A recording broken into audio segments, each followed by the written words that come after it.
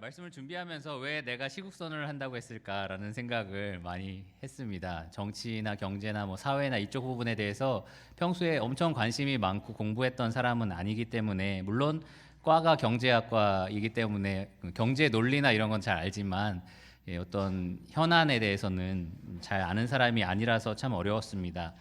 어, 제가 이 시간에 하고 싶은 것은 하나님의 말씀을 통해서 우리가 지금의 현안을 어떻게 바라봐야 하느냐라는 것을 좀 살펴보기를 원합니다. 사실 우리가 국가 초유의 사태다라고 얘기하면서 매일 같이 이제 TV를 틀면 항상 이 정치와 사회에 대한 뉴스가 흘러나오고 있는데요. 혹시 이제 그만 들었으면 좋겠다라고 생각하는 분도 계시지 않나요? TV를 틀면 계속 의혹 그러니까 도대체 어디까지가 진실이고 어디까지가 거짓이고 이걸 모르겠다라는 생각에 좀 많이 힘드신 분도 계실 겁니다. 이러한 여러 가지 초유의 사태들이 우리나라에 처음 있었던 것은 아닙니다. 지금 우리가 처음 겪는 것은 아닙니다. 사실 훨씬 더 비인격적인 일이라든지 폭력적인 사건이라든지 뭐 사람이 많이 죽었던 일들도 과거에 굉장히 많았고요. 저희가 조선시대나 고려시대까지 넘어가면은 이 왕의 횡포로 이 말도 안 되는 그러한 일들이 벌어졌던 것을 보게 됩니다. 사실 이 땅에 무슨 일이 일어나든지 하나님의 백성에게는 사실 큰 문제가 없다라고 생각을 하지만 오늘을 살아가는 성도님들이 오늘을 어떻게 바라봐야 하는지, 그리고 과연 내가 어떠한 마음을 가지고 살아야 하는지에 대해서는 관심을 가져야겠다라고 생각을 했습니다. 그래서 제목을 시국선언이라고 붙였는데요. 시국선언이 무슨 의미인가라고 인터넷을 찾아보니까 이 문제가 되고 있는 사회 현안에 대해 그것을 바로잡기 위해 행하는 선언이나 연설이다라고 얘기를 합니다. 지금 우리가 문제가 되고 있는 현안을 가지고 있죠. 지금 그러한 사회 현상을 보고 있는데 그것을 바로잡기 위해서 하는 연설이나 그런 선언이라고 말을 합니다. 그래서 어떤 분들은 제가 여기서 누가 하야하는 게 옳다, 뭐 어떤 것이 퇴진해야지 옳다, 뭐 이런 이야기들을 혹시 하지 않을까 기대하셨을지도 모릅니다. 근데 제가 사실은 여러 가지로 이 말씀을 준비하면서 그동안 하지 않았던 공부들을 많이 해봤습니다. JTBC 뉴스 같은 거를 안 봤었는데 간혹 봤었는데 이렇게 자주 뉴스를 본 적이 있나 싶을 정도로 매일같이 뉴스를 꼬박 챙겨보고, 또 인터넷 뉴스도 계속해서 보고, 또 제 페이스북 친구들이 올리는 뉴스에 관련된 이야기들을 원래 다 스킵하거나 친구를 끊거나 막 이랬었는데 계속 그거를 눈여겨서 보고 어떤 이야기를 하고 있는가라는 것을 좀 관심을 가져보았습니다. 혹시 여러분 중에 그것이 알고 싶다 좋아하시는 분 계십니까? 예, 저도 그거에 대해서 조금 알고 싶어서 네, 조금 살펴보았고요. 또 보수와 이 진보 세력을 가진 패널을 모셔놓고 하는 그러한 TV 쇼도 몇 번 살펴보았습니다. 신학적인 좀 유익을 얻기 위해서 팀 켈러의 정의란 무엇인가라는 책도 한번 읽어봤고요. 아주 유명한 베스트셀러인 마이클 샌델의 정의는 무엇인가라는 책도 한번 사보았습니다. 열심히 읽고 뭐 관찰하고 준비를 해보았는데요. 결론적으로 제가 얻은 것은 모르겠다입니다. 잘 모르겠다.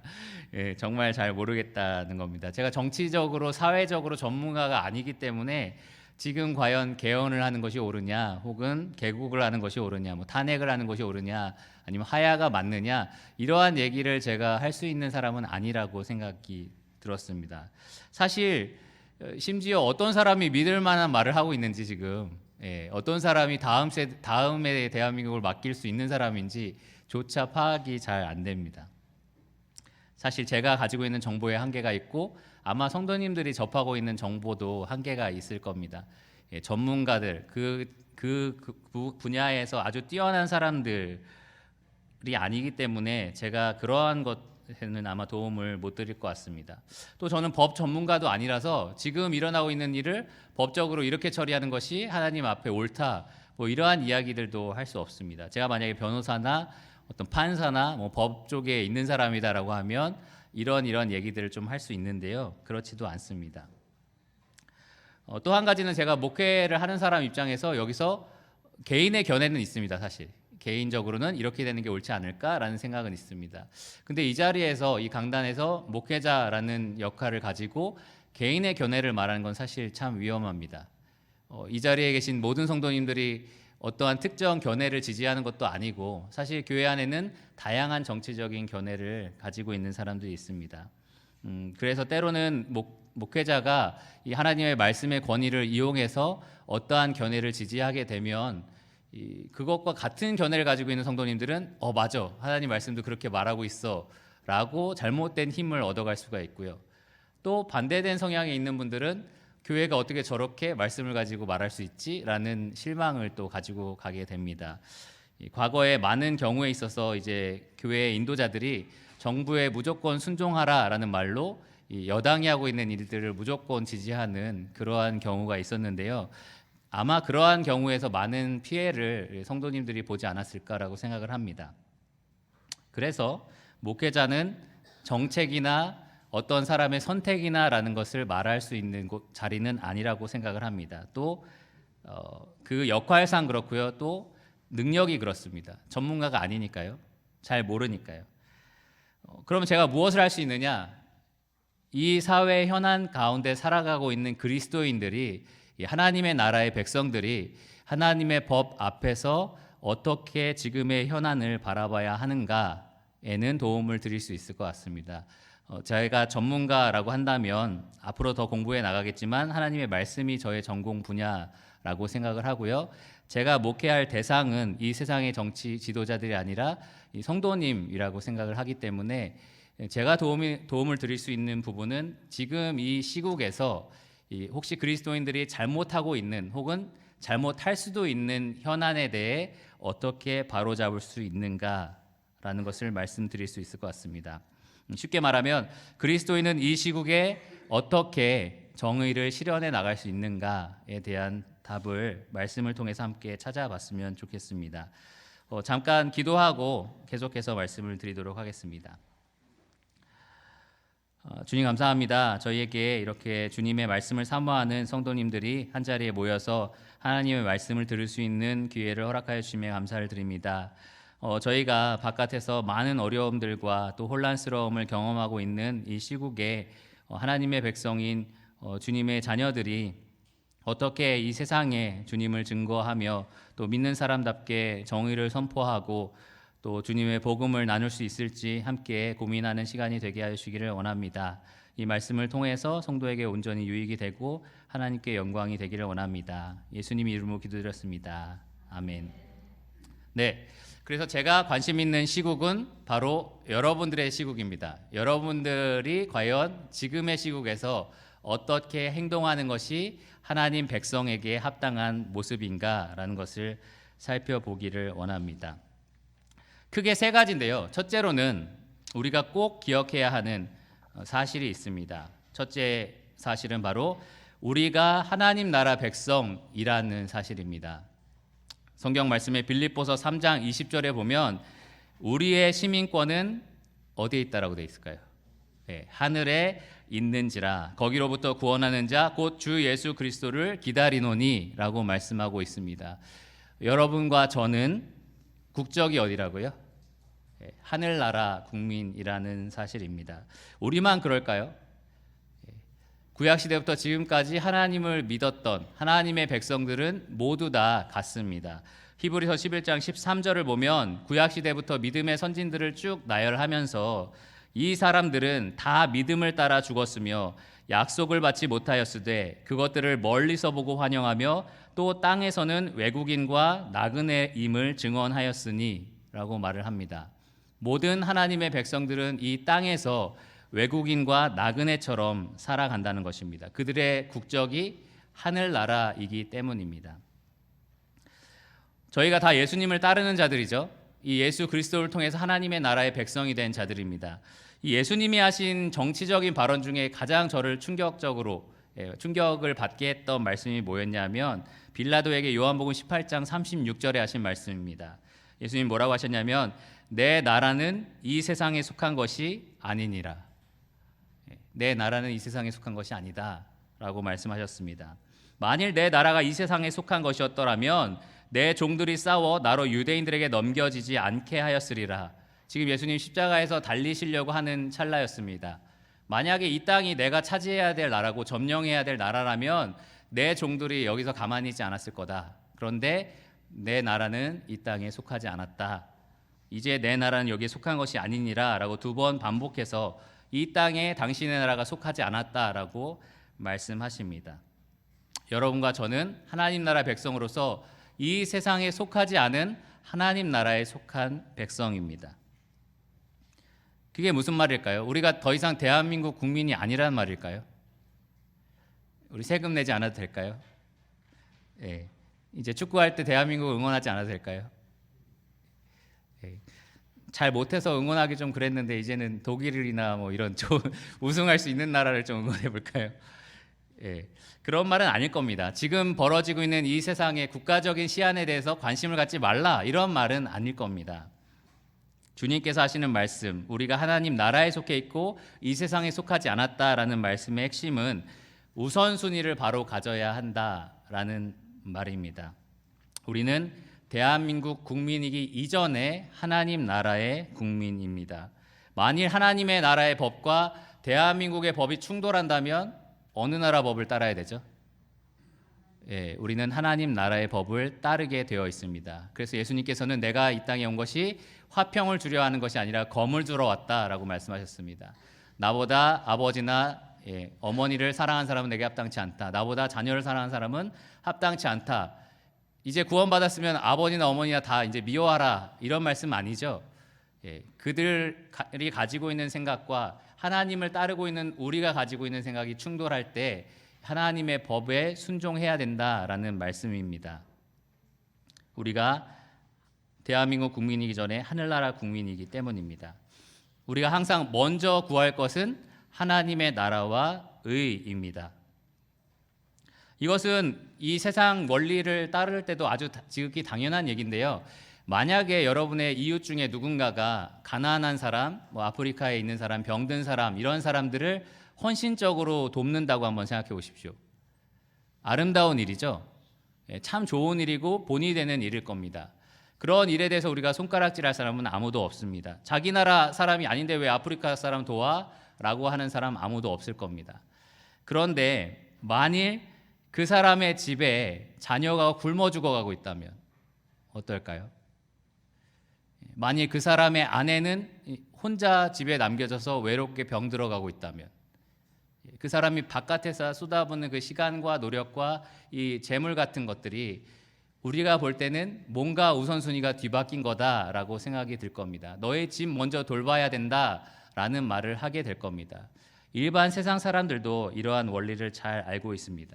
우리가 하나님 나라의 백성이다라는 말은 이러한 우선순위를 바로 갖춰야 한다라는 것을 의미합니다. 하나님께서 우리를 하나님 나라의 백성으로 삼으실 때 목적으로 두신 것이 있는데 디도서 2장 14절에 보면 예수 그리스도의 피로 우리를 사서 하나님 나라의 백성이 되게 하셨는데 그 이유가 선한 일을 열심히 하는 자기 백성이 되게 하려 하심이다 라고 나와 있습니다.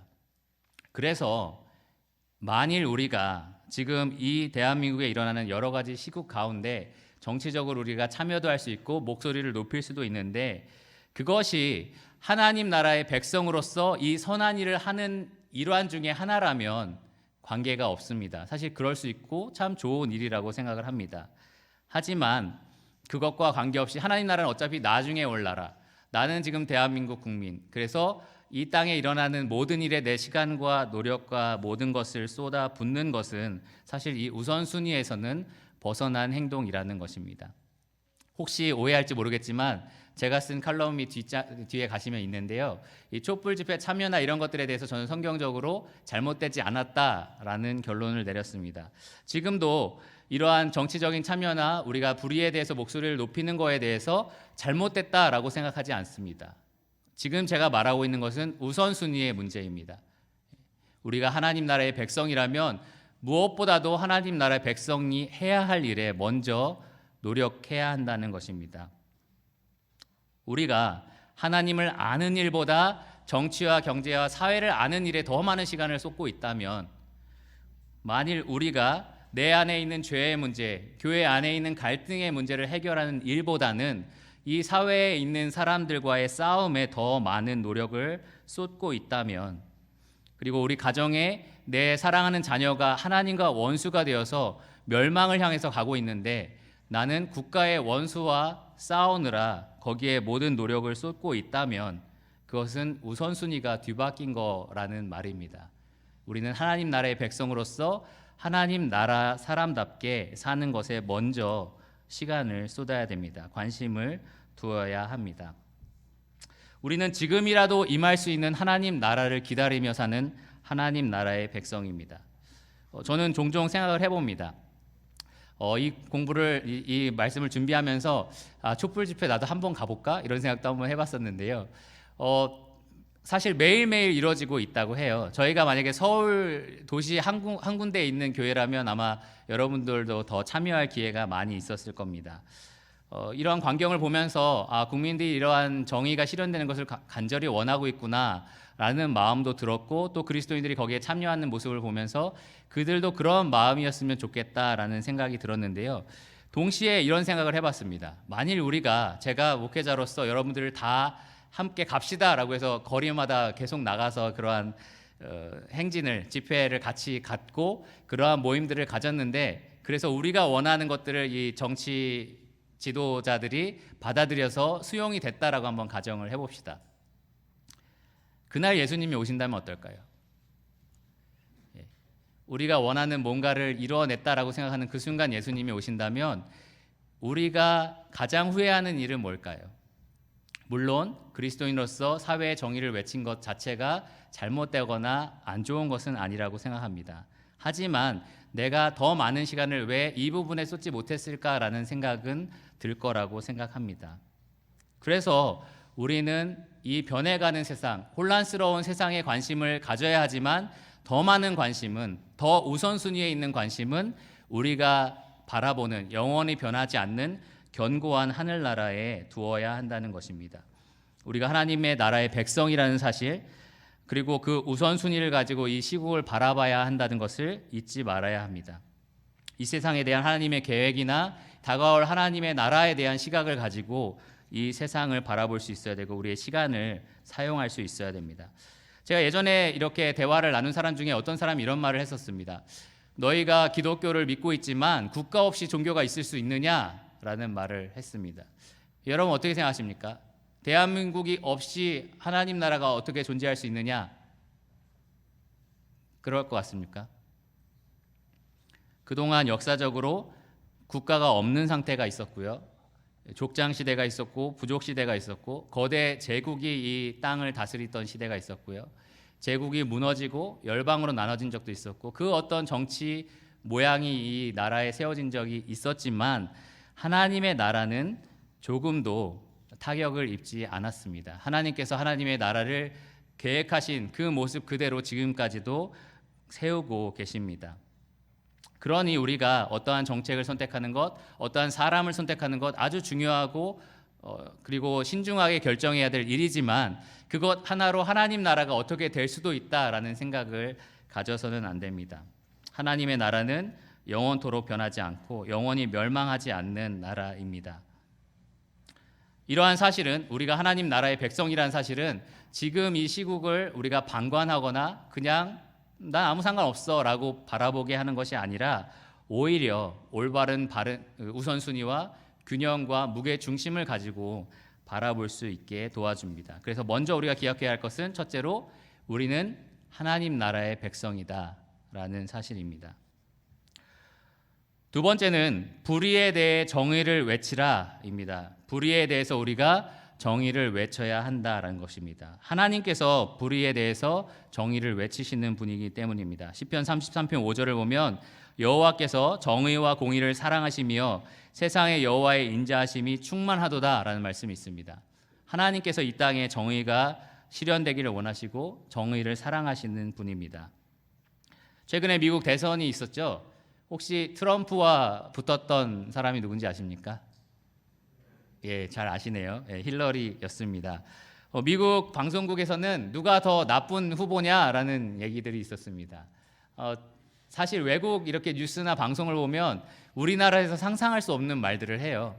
그래서 어떤 말을 하냐면 우리가 가진 후보가 이거밖에 없는데 어떻겠냐, 어쩌겠냐, 뭐 이런 말들을 해요. 그래서 이 둘 중에 그럼 누구를 해야겠냐, 둘 다 엉망인데 막 이런 말들을 앵커들이 합니다. 그러면서 결국은 누굴 선택할 것이냐라는 말이 있었고, 또 기독교 이 목회자들 안에서도 어떤 사람이 덜 악하냐라는 얘기들이 있었습니다. 여러분 잘 아시다시피 한 사람은 공화당이고 한 사람은 민주당입니다. 공화당은 기득권 세력을 조금 지지하는 쪽이고, 그러다 보니까 어떤 차별이나 억압이나 이런 부패 문제를 좀 가지고 있습니다. 민주당은 자유와 평등을 보장하는 당인데요. 그러다 보니까 그러면 이 남자를 사랑하는 남자, 그 사람의 자유를 보장하자. 그래서 동성애도 보장을 하게 되고요. 그다음에 아이를 지울 수 있는 엄마의 자유 보장하자. 그래서 낙태도 보장하게 됩니다. 그래서 민주당, 이 공화당은 서로 다르지만 약간의 그 각각의 그 내고 있는 그러한 폐해들이 좀 있습니다. 많은 사람들은 이제 차별과 억압, 부패, 이 트럼프가 했던 여러 가지 것들이 죄다라고 말을 했었고, 사실 제가 봐도 정말 너무 이 사람은 뽑아야 되나라는 생각이 들 정도로, 물론 저에게 투표권은 전혀 없습니다. 근데 이 사람이 정말 후보야라는 생각이 들 정도로 너무 어려운 것들이 많이 있었습니다. 인격적으로 좀 어려움이 많이 있었는데요. 또 그렇다고 해서 민주당에 있는 이 힐러리라는 사람이 지지하는 여러 가지 안건들이 괜찮은 거다라고 생각하기는 어렵습니다. 한 신학자는 이 동성애나 이 낙태는 상대적으로 약한 죄다라고 설명을 했는데, 이러한 상대적인 약한 죄 때문에 이 트럼프가 가지고 있는 그 많은 죄들을 우리가 눈감아줘야 되냐라는 얘기를 했었습니다. 근데 전 아무리 생각해도 약한 죄 같이 보이진 않습니다. 만약에 여러분들이 이 민주당에서는 6개월 이후, 임신 6개월 이후부터 이 낳기 직전까지도 이제 낙태할 수 있게 허용하겠다라는 법을 통과시키려고 하는데요. 만약에 어떤 사람이 이 매일 아침마다 나가서 산부인과에 있는 갓난 아기, 막 태어난 아기를 3,000명씩 죽인다고 생각해 보십시오. 네. 그러면 이 가벼운 일이 아니지 않습니까? 매일매일 그런 일이 일어난다면. 그래서 어느 측면도 사실 마찬가지입니다. 공화당도 마찬가지고 민주당도 마찬가지고. 근데 참 어려운 일이 뭐냐면, 그리스도인들이 이러한 불의에 대해서, 둘 다 불의잖아요. 근데 이러한 불의에 대해서 정의를 외칠 때 실수를 범합니다. 어떤 실수냐면, 자신의 정치적인 견해에 따라서 어떤 쪽은 엄청 심각한 죄처럼 얘기하고, 또 어떤 쪽은 이 정도는 할 수도 있지라는 식으로 판단을 합니다. 지금의 시국도 그렇다고 생각을 합니다. 어떤 면에서는 굉장히 큰 잘못이 일어난 것으로 우리가 보고 있는데요. 어떤 사람들은 또 너무 이것을 부풀리기에 급급한 사람이 있습니다. 정말 말도 안 되는 의혹을 막 얘기하는 사람이 있고요. 이것도 정말 진짠가라는 생각이 드는 그러한 뉴스도 계속해서 올라오기도 합니다. 또 반대쪽에서는 지금까지 이렇게 나쁜 짓 안 한 대통령이 어딨어라고 하면서 감싸려고 하는 모습도 있습니다. 그래서 그런 걸 보면서 그리스도인이라면 이렇게 한쪽으로 치우친 견해로 바라보면 안 되겠다라는 생각을 하게 되었습니다. 특별히 이 지금의 정부에 대해서 지지하는 쪽에서는요, 이 로마서 13장 1에서 3절을 가지고 정부에 순종하라, 이 말씀을 통해서 어느 정도 정치 지도자가 그러한 잘못을 저질러도 우리는 지지해야 된다라는 말을 하기도 합니다. 하지만 하나님의 말씀은 이 정치 지도자들에게 두신 하나님의 권위에 순종하라라는 말씀이지, 그 사람이 저지른 모든 죄에 대해서, 이러한 도덕적인 결함에 대해서도 우리가 칭찬하고 묵인하고 지지해야 된다라는 명령은 아닙니다. 예를 들어서 세례요한 같은 경우도 헤롯이 성적인 그런 문제가 있었을 때 질책을 했었고, 그것 때문에 죽임을 당했습니다. 예수님도 당시에 세워진 종교 지도자들에게 가장 심각하게 경고를 했었습니다. 그래서 우리는 이 하나님 나라의 백성으로서 이 땅에 공의를, 또 정의를 선포할 필요가 있습니다. 무엇이 죄다라는 것을 말할 필요가 있는데요. 우리가 그것을 말할 때 꼭 기억해야 될 원리가 하나 있습니다. 뭐냐면 로마서 3장 23절과 6장 23절에 나오는 말씀인데요. 무엇이냐면 바로 모든 사람은 죄인이다. 그리고 그 죄의 삭은 사망이다라는 말씀입니다. 모든 사람이 죄를 범하였음에 하나님의 영광에 이르지 못하더니. 이 세상은 죄에 대해서 각자의 기준을 가지고 말합니다. 어떤 사람은 죄인이고 어떤 사람은 그 정도면 괜찮다라고 말을 합니다. 봐줄만 하다라고 말을 합니다. 제가 지금 바라보는 이 시국에서 가장 염려가 되고 있는 것 중에 하나는 이 많은 사람들이 이 문제가 되고 있는 사람을 악의 축이라고 몰아세우면서 동시에 자기 자신에 대해서는 아무것도 죄가 없는 아주 순결하고 희생양이 되고 있는 죄 없는 피해자다라고 몰아가는 이러한 분위기는 좋지 않다고 생각합니다. 사실 성경적인 관점에서는 모든 사람이 다 하나님의 기준 앞에 죄인이기 때문입니다. 물론 그들이 범하고 있는 죄의 질이 다르고 그런 경중이 다르다는 것은 인정합니다. 하지만 하나님의 기준 앞에 우리가 외쳐야 될 공의, 우리가 외쳐야 될 정의는 모든 사람이 다 죄인이다라는 사실입니다. 저희 복명리 앞에 길이 굉장히 넓어졌어요. 혹시 아십니까? 지금 여기만 해도 시골 같은데 운전해서 저희 동네 쪽으로 가면 도시같이 아주 환합니다. 근데 그 길이 생기면서 저희 마을에서 이제 좌회전해서 교회로 갈 수 있는 길이 생겼는데요. 그 길 앞에 큰 길에는 신호 카메라가 있습니다. 과속 카메라, 신호 카메라. 그래서 불이 들어오면 차들이 다 일제히 멈춥니다. 그러고 나면 제가 좌회전을 해서 교회에 올 수 있는 건데요. 혹시 길을 잘 모르시는 분은 지금 무슨 얘기하나 싶을 수도 있는데 대충 아실 겁니다.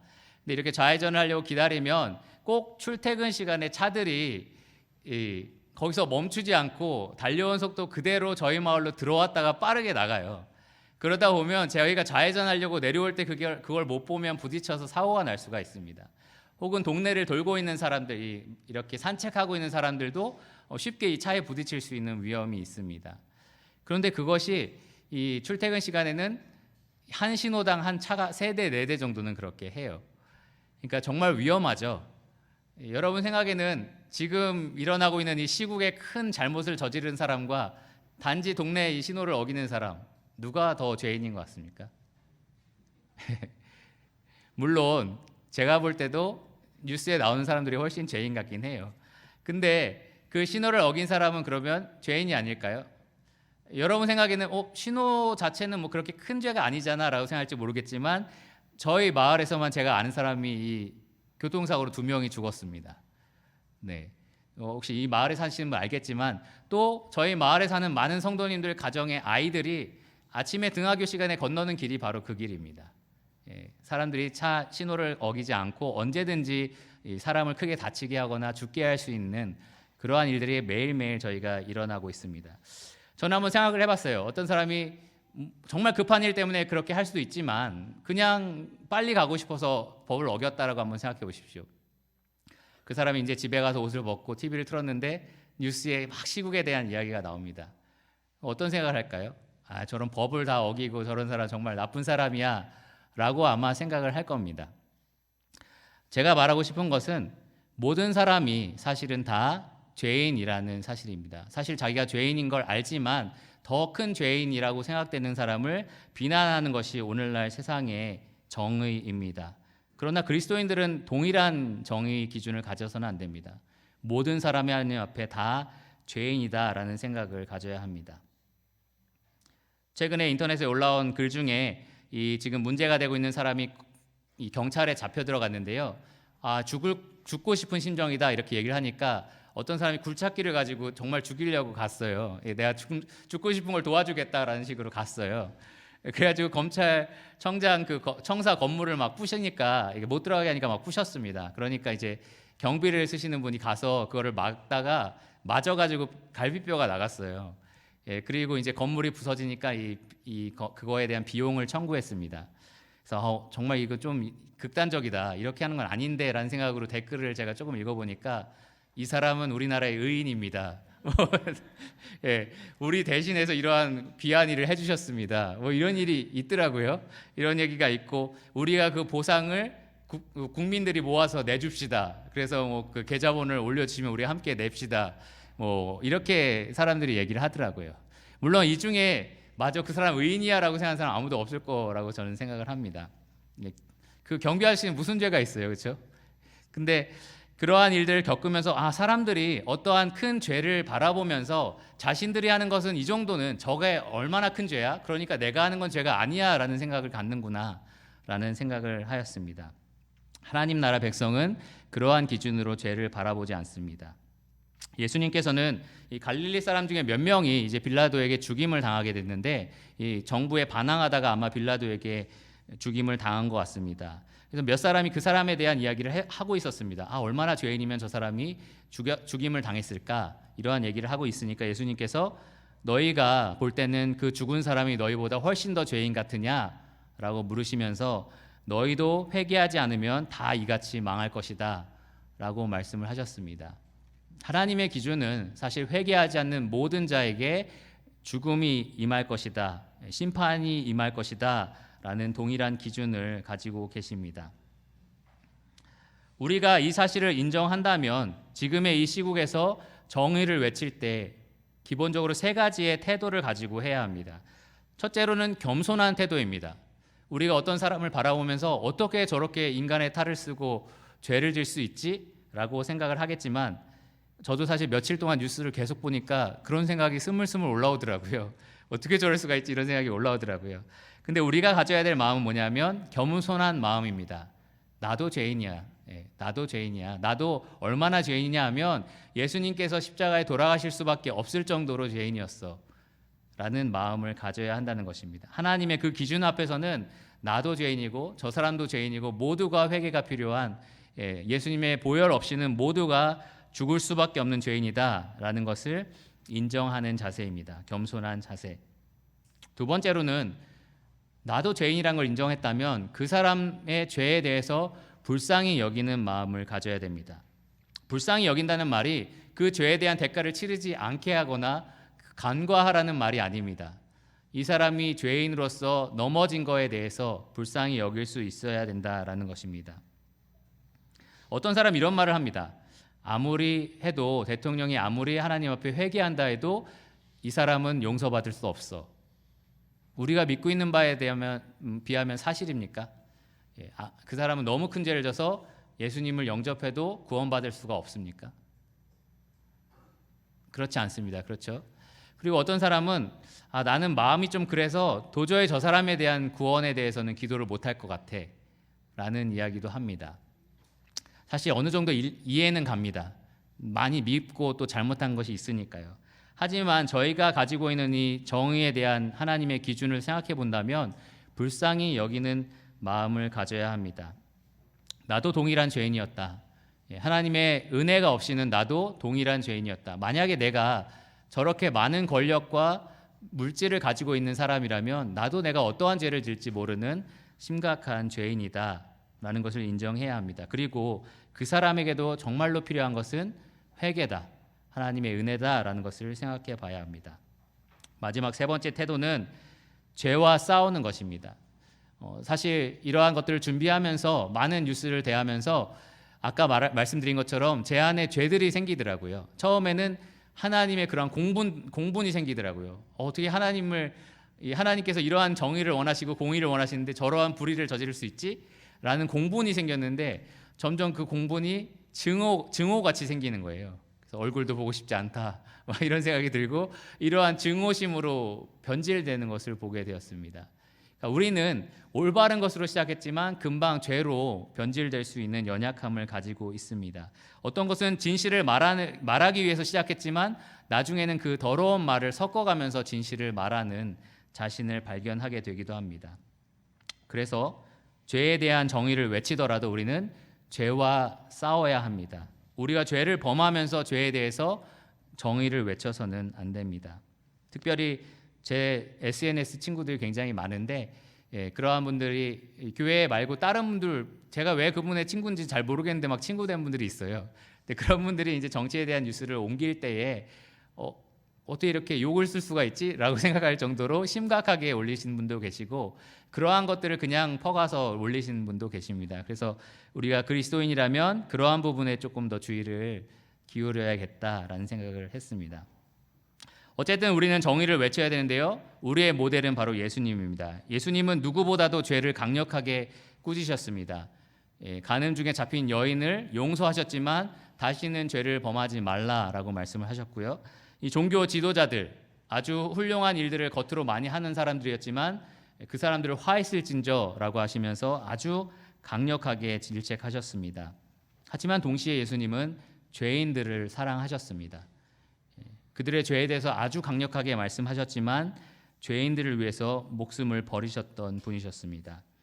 예루살렘에 대해서 회개하라라고 하면서 눈물을 흘리셨던 분이셨고요. 십자가 위에서 자신을 저주하고 핍박하는 자들을 위해서 용서해달라고 간구하셨던 분이셨습니다. 죄 없는 그리스도께서 이렇게 죄인을 사랑하셨다면, 이렇게 죄에 대해서 정의를 선포하셨다면, 연약하고 죄 많은 우리들은, 여전히 죄와 싸우고 있는 우리들은 예수님을 닮은 이런 정의를 선포하는 자들이 되어야 할 것입니다. 불의에 대한 정의는 반드시 죄인에 대한 긍휼을 품고 있어야 합니다. 마지막으로 세 번째를 말씀드리겠습니다. 첫 번째는 제가 말씀드린 것처럼 우리가 하나님 나라의 국민이다. 그래서 하나님 나라의 국민에 합당한 삶을 살면서 정치와 이 시국에 관심을 갖자라는 것이었습니다. 두 번째는 우리가 이 땅에 일어나는 불의에 대해서 공의를 선포할 수 있어야 된다. 그러나 겸손하게, 그리고 죄인을 불쌍히 여기는 마음을 가지고, 그리고 우리 안에 있는 죄와 싸우면서 그렇게 해야 된다라고 말씀을 드렸습니다.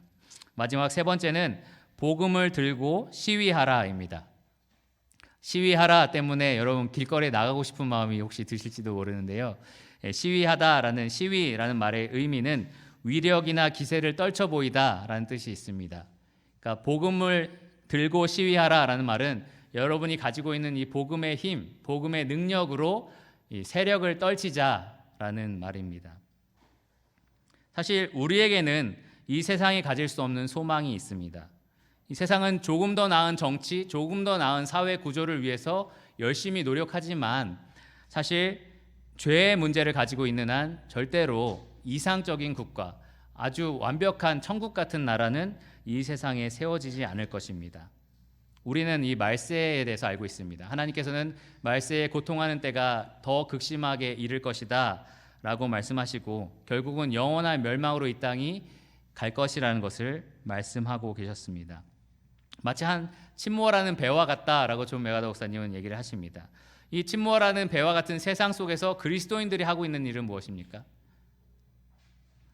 이 배와 함께 멸망하지 않아도 된다는 사실, 예수 그리스도만 있으면 영원히 견고하고 사라지지 않고 든든한 하나님 나라에 갈 수 있는 소망이 있다는 사실을 우리는 전달하고 있는 중입니다. 어떻게 이 하나님 나라에 대한 복음을 지금 이 시국을 살아가고 있는 사람들에게 선포할 수 있을까요? 좋은 아이디어가 혹시 있으십니까? 제가 한 가지 번뜩 생각난 아이디어는 촛불 집회에 찾아가 예수 천당 불신 지옥이라는 피켓을 들고 서 있는다. 어때요? 좋은 아이디어인가요? 전혀 효과가 없을 거라고 생각합니다. 아마 왜 와서 이런 짓을 하느냐라고 욕을 먹을 거라고 생각을 합니다. 아무리 그 메시지가 맞더라도 그러한 형식은 맞지 않겠죠. 그러면 어떻게 우리가 이 시국에 복음을 전할 수 있느냐라는 생각이 들 겁니다. 구체적으로는 첫째로 우리는 기도할 수 있습니다. 디모데전서 2장 2절을 보면 이 정치 지도자가 하나님을 두려워하고 이 하나님의 사자로서 선과 악을 하나님의 기준에 맞게 이 나라를 운영할 수 있게 해달라고, 그래서 이 그리스도인들이 경건하고 단정한 생활을 고요하고 평안하게 할 수 있게 해달라고 간구할 수 있습니다. 기도해야 합니다. 또 지금 이 시대를 살아가는 국민들이 이 시국을 통해서 죄의 심각성이 얼마나 파괴적인지 깨달을 수 있도록, 그래서 이 땅엔 정말 소망이 없구나, 정말 하나님 나라의 소망이 있구나라는 것을 깨달을 수 있도록 우리가 기도를 해야 합니다. 그리고 마지막으로 이 땅을 살아가는 그리스도인들이 이 시국에 더 확실하게 복음에 합당한 삶을 살 수 있도록 죄와 싸우고 서로를 더 사랑하고 또 거룩한 삶을 통해서 이 세상에게 참된 소망을 보여줄 수 있게 해달라고 기도해야 합니다. 어떤 사람은 기도만 하는 것은 소극적이다라고 얘기하는데요. 기도가 가장 중요한 일이고 가장 기초가 되는 일입니다. 두 번째로 우리가 할 수 있는 일은 베드로전서 3장 15절에 나와 있는 것처럼 거룩한 삶을 살아가는 것입니다. 이 시국에 왜 거룩하게 살아야 하느냐? 이 세상 사람들은 사실 낙담하고 흔들리고 암울함을 느끼고 또 충격을 받고 살아가고 있습니다. 그런데 우리가 이 예수 그리스도를 기억하고 그 나라를 기다리면서 이 거룩한 생활을 살아갈 때 사람들은 너희들 안에 뭐가 있길래 너희들의 마음이 이렇게 견고하냐라는 질문을 하게 됩니다. 우리가 하나님 나라 백성답게 사는 모습 그 자체가 복음의 위력을 보여주는 삶입니다. 그래서 베드로전서에 나오는 여러 가지 말씀들을 살펴보면 우리가 실제로 그렇게 살 수 있는 삶의 영역들이 참 많이 있습니다. 먼저 개인적으로는 그리스도인답게 사는 것입니다. 거룩하게 죄와 싸우며 사는 것입니다. 경건하고 단정함을 가지고 사는 것입니다. 그리고 이 정치 사회에서는 모든 제도를 주를 위해서 순종하며 살아가는 것입니다. 사실 이렇게 시국이 암울할수록 사람들이 무정부주의 뭐 이런 것들이 생깁니다. 최근에 이 집회를 하면서 소수였지만 이 청와대를 넘어가서 뭔가 무력으로 뭔가 하려고 했던 사람들이 생기잖아요. 그래서 이게 나중에 이 정치권에서 어떠한 국민의 뜻을 받아들이지 않을 때 나중에 무력 시위로 되는 게 아니야? 라는 생각이 좀 들기도 했습니다. 물론 그러지 않았으면 하는 바람이지만 사람들이 어떠한 이러한 시국을 만나면 어떠한 법칙이나 제도를 다 깨부시려고 하는 경향이 있습니다. 근데 그리스도인은 그러지 않고 오히려 더 제도에 순종하면서 하나님의 영광을 바라보며 사는 것이 이 거룩한 삶의 실질적인 모습입니다. 또 하나는 직장에서 주의 영광을 위해서 성실하게 일하는 것, 또 질서에 순응하는 것이 되겠고요. 또 여러분들이 남편과 아내가 서로 헌신적으로 사랑하는 것도 복음에 합당한 삶입니다.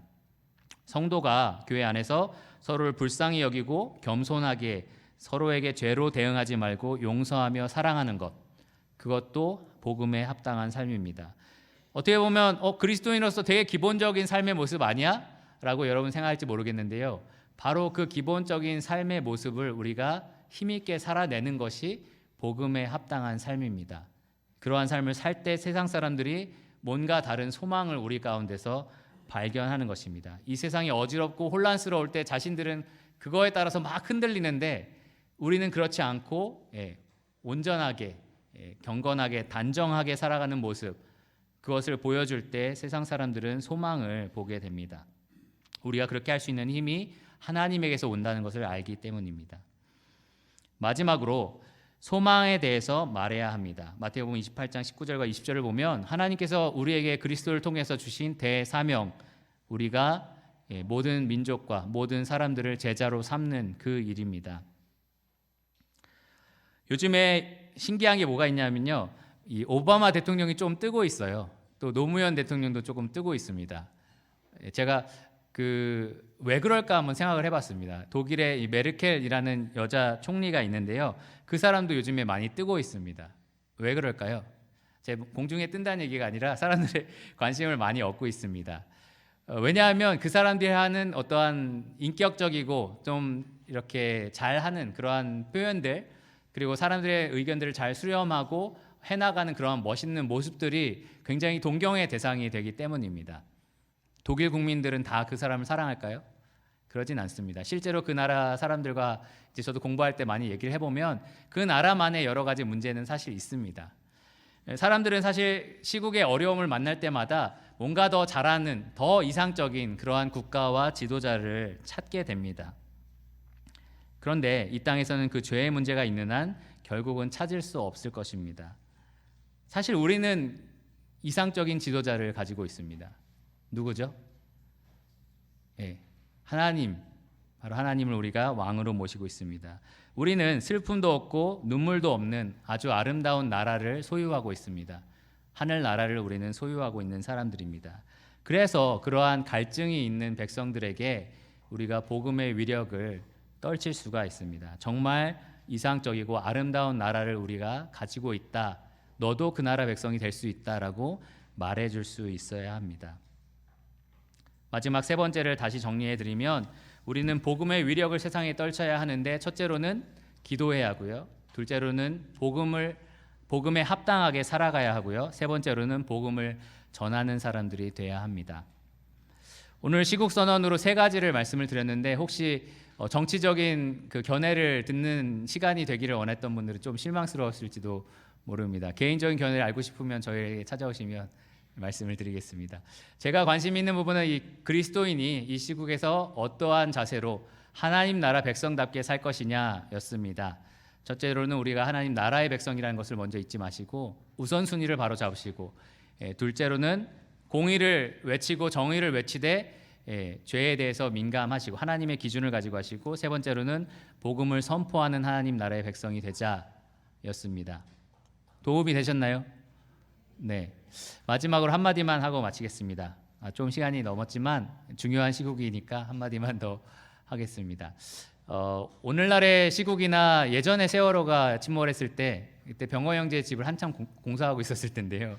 아침에 뭔가 공사를 돕고 있을 때 괜찮다, 다 구조했다 이런 얘기를 듣고서 신나게 일을 하다가 오후에 아니래 이런 말을 듣고 정말 깜짝 놀랐던 기억이 있습니다. 사실 이러한 시국이나 억울하고 좀 말도 안 되는, 어떻게 이런 불공평한 게 있을 수 있지? 어떻게 이렇게 억울한 일이 생길 수 있지? 이러한 환경을 바라볼 때마다 제가 믿고 있는 복음에 대해서 약간의 당혹감 같은 걸 느낄 때가 있습니다. 지금 바라보고 있는 현실과 내가 믿고 있는 복음하고 서로 그림이 잘 맞아떨어지지 않는 거예요. 예를 들면 이 세월호 사건이나 지금의 시국의 주범이다 우리가 생각하고 있는 사람들, 예수님 영접하면 구원받잖아요. 근데 그들의 피해자다라고 생각하는 사람들, 예수님 안 믿으면 지옥에 간단 말이죠. 근데 이 그림이 어떻게 서로 맞아떨어질까라는 생각을 저는 합니다.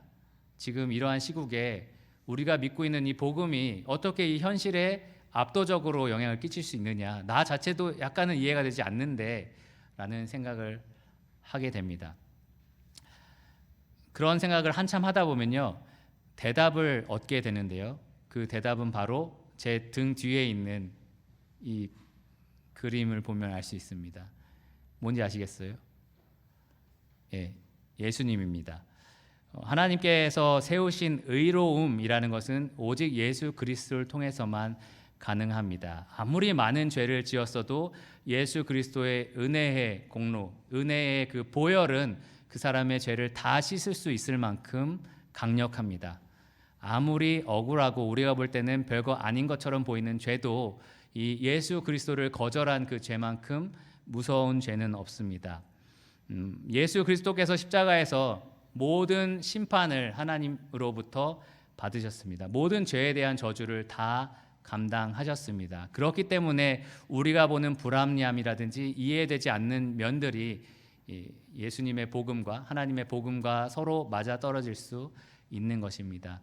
여러분이 매주 이 성탄절을 위해서 기념하고 이렇게 율동을 준비하고 하시잖아요.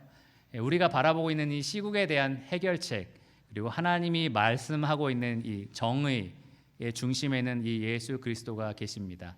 모든 심판과 또 모든 공의와 또 모든 은혜와 자비가 예수님의 그 십자가 앞에서, 그 십자가 위에서 다 이루어졌습니다. 그래서 우리가 혹시 지금 이해되지 않는 환경 가운데서도 오늘 말씀드린 이 진리를 가지고 이 시국을 바라보며 살 수 있습니다. 기도하고 말씀을 마치겠습니다. 주님 감사합니다. 주님, 저희가 이 땅을 위해서 기도를 드립니다. 주님께서 사랑하시는 주님의 피조물들이, 주님의 사람들이 이 세상에 참 많이 있습니다. 주님, 이런 어두운 시국에 어려운 환경 가운데 그들이 정말 자신을 창조한 창조주 하나님을 바라볼 수 있도록 도와주시기를 원합니다. 이 죄 많은 세상 가운데 인간이 세운 모든 것들이 결국은 희망을 줄 수 없다는 사실을 깨닫고 하나님께 나올 수 있도록 도와주시기를 원합니다. 주님, 또한 이 세상을 살아가는 그리스도인들이 세상에 하나님의 기준을 가지고 공의와 정의를 선포하면서 동시에 우리에게 주신 하나님의 은혜, 그 복음을 선포할 수 있는 자들이 되게 하여 주시기를 원합니다. 이 세상의 시국에 흔들리는 마음이 아니라 견고한 하나님 나라의 백성으로서 굳건한 소망 가운데 이 세상의 빛으로서 밝게 비춰지는 성도님들이 되기를 원합니다. 주님, 저희에게 모든 힘과 지혜를 내려주시고 예수 그리스도를 통해서 우리에게 보여주신 그 놀라운 은혜와 공의의 위력을 저희가 다시 한번 깨닫고 또 그 능력으로 채워질 수 있도록 도와주시기를 원합니다. 이 모든 것을 예수 그리스도 이름으로 기도드렸습니다. 아멘.